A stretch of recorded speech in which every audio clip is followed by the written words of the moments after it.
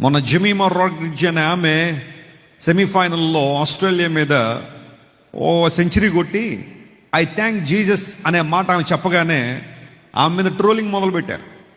ఏంటా ట్రోలింగ్ అంటే, జెమీమా మత ప్రచారం చేసింది క్రికెట్ను ఉపయోగించుకుని అన్నారు.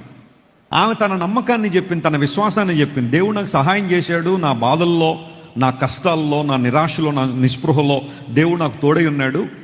ఈ విజయం ఆయన ద్వారా నాకు లభించిందని ఆమె దేవుని మహింపరిస్తే, some people said she is doing religious propaganda.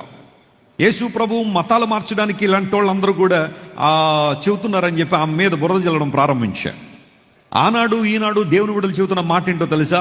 Yesu ప్రభు మన మతాలు మార్చడానికి రాలేదు, మన హృదయాలు మార్చడానికి వచ్చాడు ఆయన. ప్రపంచంలో ఏ ఒక్కరూ కూడా యేసు ప్రభుని అంగీకరించి తమ మతాలు మార్చుకోలేదు.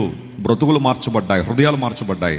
యేసయ్య నూతన హృదయాన్ని ఆయన అనుగ్రహించాలని ఆశపడుతున్నాడు. ఒకవేళ ఇంతవరకు నీ జీవితంలో ఇంకా పాపము, అపరాధం